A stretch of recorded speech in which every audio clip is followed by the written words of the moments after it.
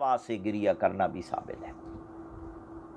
جی باقی ہم دیکھتے ہیں کہ 10ویں کے دن حضور کی حالت کیا تھی، پیغمبر گرامی قدر کی حالت کیا تھی۔ جی اب مشہور روایت ہے، حضرت ام سلمہ سے بھی روایت ہے اور حضرت عبداللہ ابن عباس سے بھی روایت ہے۔ یہ میرے سامنے مسند عبد ابن حمید ہے، جن کا انتقال 249 ہجری میں ہوا ہے۔ جی اس کی جلد نمبر 2 ہے، صفحہ نمبر 217 ہے۔ یہ روایت صحیح سند کے ساتھ ہے کہ حضرت ابن عباس کہتے ہیں کہ رأیت النبی فی ما یرن نائم و نصف النہار، کہ میں نے 10ویں کے دن کہ جب سورج ڈھل چکا تھا، میں نے پیغمبر گرامی قدر کو خواب میں دیکھا۔ بخاری میں یہ حدیث ہے کہ جس نے مجھے خواب میں دیکھا ہے جی جی جی وہ اس نے مجھے ہی دیکھا ہے، ہی دیکھا۔ اور میری شکل میں شیطان نہیں آ سکتا۔ اور یہ تو پھر صحابی لہٰذا کا بات دیکھنے والا بھی صحابی رسول ہے۔ صحابی دیکھ رہا ہے کہ 10ویں محرم زوال کے وقت میں نے دیکھا حضور کو، اشعثا اغبرا، یعنی آپ کے بال بکھرے ہوئے تھے اور چہرہ خاک آلود تھا، چہرہ خاک آلود تھا، بال بکھرے ہوئے تھے، معہ قارورۃ فیہا دمن، آپ کے پاس ایک شیشی تھی، فیہا دمن، اس میں خون تھا، اس میں خون تھا۔ فقلت یا نبی اللہ ما ھذا، تو ابن عباس کہتے ہیں میں نے پوچھا یا رسول اللہ یہ کیا ہے؟ تو آپ نے فرمایا ھذا دم الحسین و اصحابہ، یہ حسین اور ان کے اصحاب کا خون ہے۔ لم ازل التاقطہ منذ اليوم، میں یعنی آج تک یہ خون جمع کر رہا ہوں، آج تک میں یہ حسین اور حسین کے اصحاب کا خون جمع کر رہا ہوں۔ یعنی ثابت ہوا کہ 10ویں کے دن امام حسین علیہ السلام کی شہادت کے وقت حضور مدینہ میں نہیں تھے، کربلا میں موجود کربلا تھے۔ میں اور حالت کیا تھی؟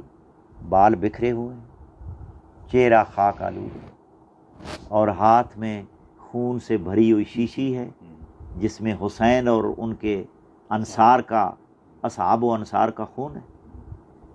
میں یہ پوچھتا ہوں مسلمانوں سے کہ پیغمبر گرامی قدر خوشی منا رہے تھے، آیا وہ 10ویں کے دن مدینہ کی قبروں میں جا رہے تھے، یا قبروں کو تازہ کر رہے تھے، یا کربلا میں موجود تھے؟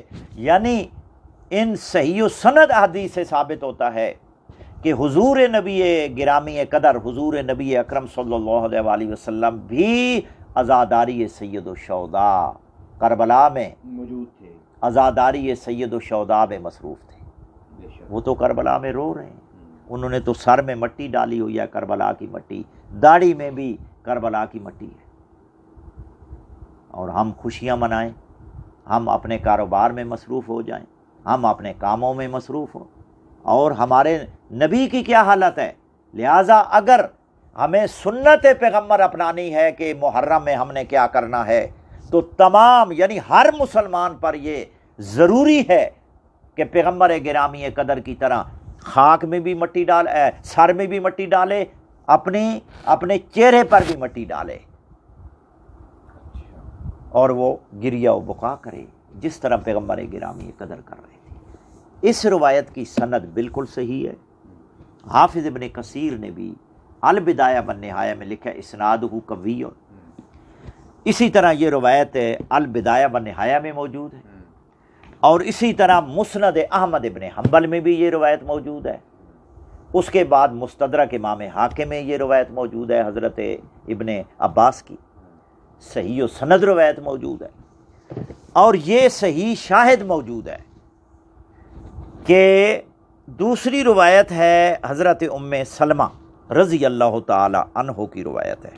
یہ میں کتاب سے ہی پڑھ کر سنا دوں تاکہ سب کو پتہ چلے کہ یہ روایت کتابوں میں موجود ہے۔ ورنہ میں تو زبانی بھی بیان کر سکتا ہوں، کتاب سے کتابوں سے حوالہ کے ساتھ میں بیان اس لیے کرتا ہوں تاکہ ہمارے ناظرین سامعین کے لیے حجت تمام ہو کہ یہ میں اپنی طرف سے نہیں بیان کر رہا۔ یہ ہے جی کہ امام ترمذی نے بھی اس روایت کو بیان کیا ہے، باقی محدثین نے بھی اس روایت کو بیان کیا ہے کہ سلمہ حضرت ابو رافع جو پیغمبر گرامی قدر کے خادم تھے، ان کی یہ زوجہ محترمہ ہے، یعنی صحابیات میں سے ہے، صحابیات، یہ صحابیہ بھی ہیں۔ تو یہ کہتی ہیں کہ دخلت علی ام سلمہ تھا، میں 10ویں محرم کے دن حضرت ام سلمہ رضی اللہ تعالی عنہا ام المومنین کی خدمت میں گئی، وہی تبکی، اور وہ رو رہی ہیں، گریہ و بکا میں مصروف ہیں۔ فقلت ما یبکی کے، یا ام المومنین آپ کیوں رو رہی ہیں، آپ کیوں گریہ بکا کر رہی ہیں؟ فقالت، کہا رأیت رسول اللہ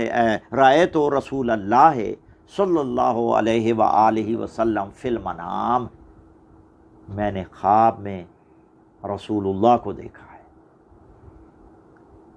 وعلی رأسہ ولحیتہ التراب، میں نے حضور کو کس حالت میں دیکھا ہے؟ آپ کے سر میں بھی مٹی ہے، ریش مبارک میں بھی مٹی ہے، 10ویں کے دن یہ ہے حضور کی حالت۔ اور آگے کہتی ہیں فقلت ما لک یا رسول اللہ، یا رسول اللہ کیا ہوا ہے، یہ حالت کیوں بنائی ہوئی ہے، کیوں آپ غم میں ڈوبے ہوئے ہیں، کیوں سر میں مٹی ڈالی ہوئی ہے، کیوں داڑھی مبارک میں مٹی ڈالی ہوئی ہے؟ تو پیغمبر گرامی قدر نے فرمایا شہدت قتل الحسین آنفا، میں آج کربلا میں اپنے بیٹے حسین کے قتل کے وقت حاضر تھا۔ وہ مسلمانوں فکر کرو، لمحہ فکریہ ہے ہمارے لیے یہ کہ پیغمبر گرامی قدر تو 10ویں کے دن کربلا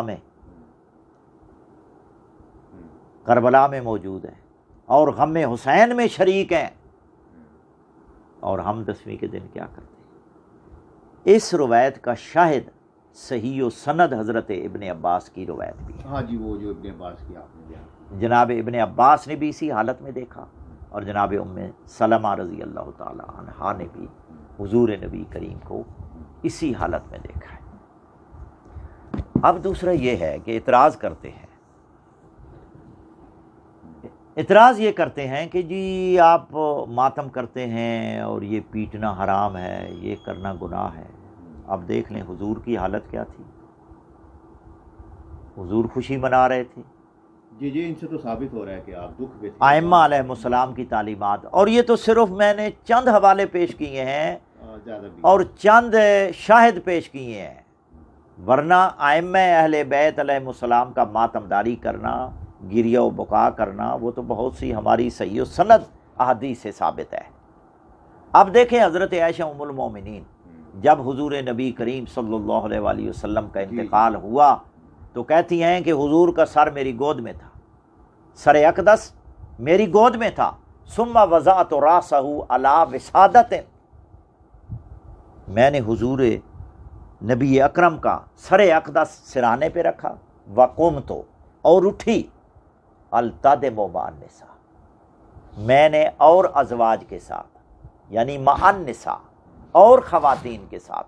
اب وہ خواتین کون ہو سکتی ہیں؟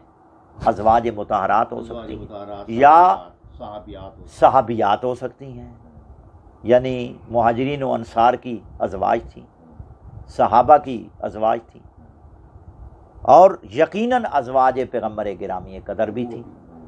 کہتی ہیں التدم مع النساء، میں اور عورتوں کے ساتھ اٹھی اور اپنا سینہ پیٹنے لگی۔ التدم، التدام یعنی سینہ پیٹنا، میں سینہ پیٹنے لگی، اور پھر فرماتی ہیں وَأَضْرِبُ وَجْهِي، میں اپنا منہ بھی پیٹ رہی تھی۔ اب یہ اعتراض کرتے ہیں کہ بی بی نے اس میں کہا ہے کہ میں کم سن تھی اور میری ابتدائی عمر تھی جب حضور کا انتقال ہوا۔ یہ اس کی نفی نہیں ہو رہی کہ میں نے یہ اقدام غلط کیا ہے، اس میں ام المومنین حضرت عائشہ رضی اللہ تعالی عنہا اس کی نفی نہیں کر رہی کہ میں نے جو پیٹا ہے، جو میں نے یہ اقدام کیا ہے یہ غلط ہے، نہ، وہ یہ کہتی ہیں کہ میری اس وقت عمر کم تھی، یعنی میں کم سن تھی، یہ نہیں کرتی، ندامت کا اظہار نہیں کر رہی تھی۔ اگر وہ ندامت کا اظہار کر رہی ہیں تو جو ان سے حضور کی زندگی میں یا حضور کے بعد جو احادیث نقل ہوئی ہیں ان کے بارے میں کیا حکم ہے؟ جو ان سے شریعت کے مسائل نقل ہوئے ہیں محدث مجتہد، یعنی ان کے بارے میں کیا رائے ہے، ان پر بھی سوچنا پڑے گا ہمیں۔ اس کی وہ نفی نہیں کر رہی، وہ کہہ رہی ہے میں یعنی کم سن تھی، چھوٹی تھی جب یعنی حضور کا انتقال ہوا ہے۔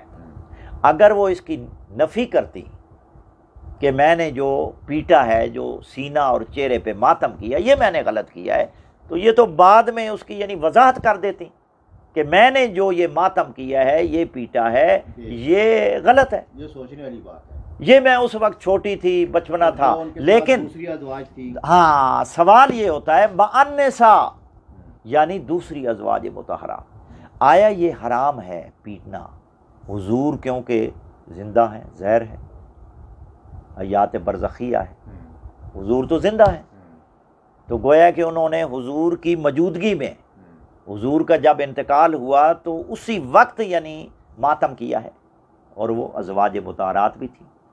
اگر ہم اس کو تسلیم کر لیں کہ جی حضرت عائشہ کہنا یہ چاہتی ہیں کہ اس وقت میرا بچپنا تھا، میں چھوٹی تھی اور مجھ سے یہ ہو گیا، حالانکہ اس کی طرف اشارہ بھی نہیں کیا انہوں نے کہ میں نے جو ماتم کیا ہے یہ میں نے غلط کیا، میں چھوٹی تھی، نہ۔ اگر ہم تسلیم کر لیں ولو یعنی بفرض محال، میں ایک بات بتا رہا ہوں، میرے بفرض محال ہم یہ تسلیم کر بھی لیں، بفرض محال کہ ٹھیک ہے جی کہ حضرت عائشہ کہنا چاہتی تھیں کہ مجھ سے جو یہ فعل سرزد ہوا ہے اس وقت میں چھوٹی تھی، کم سن تھی، یہ تھی، اگر ہم تسلیم بھی کر لیں، لیکن جو 7 بڑی خواتین تھیں جو ازواج مطہرات تھیں، انہوں نے پھر فعل حرام کیا ہے، انہوں نے یہ شریعت کے خلاف زمانہ جاہلیت کی طرح انہوں نے پیٹا ہے، انہوں نے ماتم کیا ہے، لہٰذا اس میں صرف حضرت عائشہ ام المومنین ہی لپیٹ میں نہیں آتی، بلکہ حضرت کی دیگر ازواج مطہرات بھی اس میں آتی ہیں۔ اگر آپ اس ماتم کو ناجائز اور حرام کہتے ہیں تو گویا آپ نے ازواج مطہرات کی بھی توہین کی ہے۔ یہ روایت سند کے اعتبار سے بالکل ٹھیک ہے، اس کی سند ٹھیک ہے۔